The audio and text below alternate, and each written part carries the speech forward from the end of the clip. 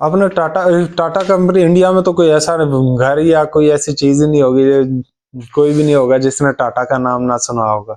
पाकिस्तान में तो कोई शायद एक दो होंगे जिनका टाटा का नाम नहीं सुना होगा। अब टाटा के बारे में यह है कि उसकी माशियत अकेली कंपनी की इतनी ज्यादा होगी है कि पाकिस्तान से भी उसकी माशियत ज्यादा आती है। चलो मैं उसकी थोड़ी सी डिटेल देता हूँ। बिस्मिल्लाहिर्रहमानिर्रहीम, अस्सलाम वालेकुम। मैं हूँ खुर्रम शहजाद। खुम टीवी में मैं आप सबको वेलकम बैक कहता हूँ।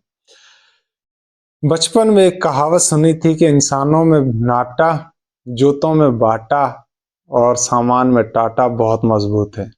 इसमें कितनी सच्चाई ये तो मालूम नहीं, लेकिन गुज़िश्ता दिनों इंडियन मीडिया में बात सामने आई है कि टाटा ग्रुप ऑफ कंपनीज की कुल मालियत 365 अरब डॉलर तक पहुंच गई है, जिस है जो कि इसके इंडिया की सबसे ताकतवर कंपनी तो बनाती ही है, साथ साथ इसकी मालियत पाकिस्तान के मजमूई कौमी पैदावार जीडीपी से कहीं ज्यादा है। अब आए दिन ये सुनते आ रहे हैं कि रिलायंस ग्रुप के सरबराह मुकेश अंबानी दुनिया के अमीर तरीन अफराद में शामिल हो गए। फिर अरबपति ताजर गौतम अडानी भी इनको पीछे छोड़ दिया है, लेकिन इनमें आपको टाटा का जिक्र सुनने में नहीं आता।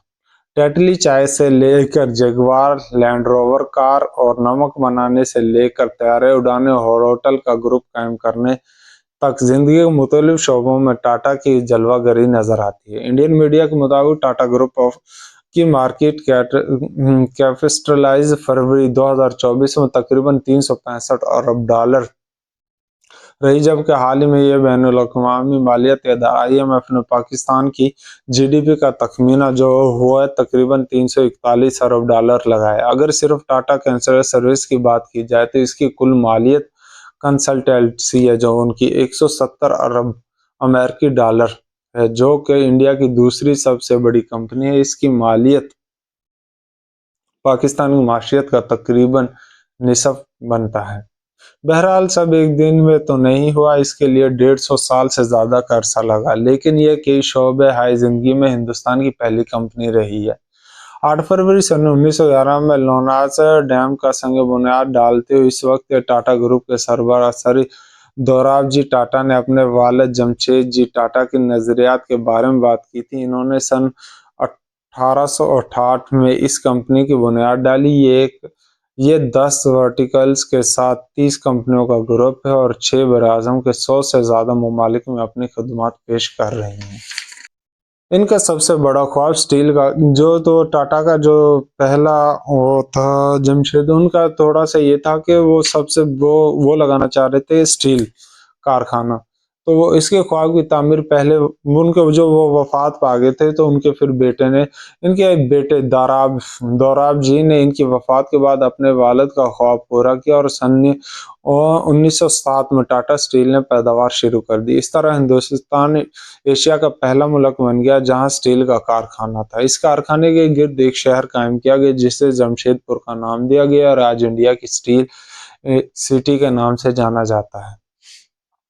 जमशेद जी ने अपने बेटे दोराब को खत्म के जरिए एक सनती शहर तामीर करने की हिदायत देते हुए लिखा था कि शहर की सड़कें कुशादा होनी चाहिए, इसमें दरख्त, खेलों के मैदान, पार्क और मजहबी इबादत गाहों के लिए भी बहुत सी जामा मखसूस होनी चाहिए। टाटा ने किसी कानूनी पाबंदी के बगैर खुद ही अपने मुलाजमीन की बहबूद के लिए पॉलिसियां मुतारिफ करवाई, जिनमें 1877 में पेंशन, 1912 में 8 घंटे काम के औकात और 1921 में माँ बनने वाली ख्वातीन के मराज शामिल है।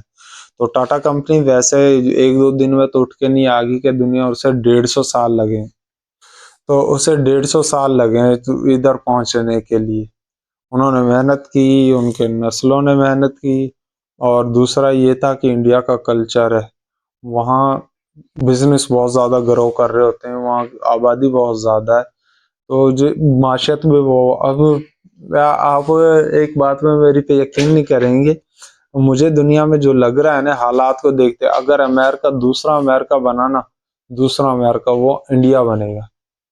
इंडिया दूसरा अमेरिका बनेगा, मेरे अल्फाज याद रखना।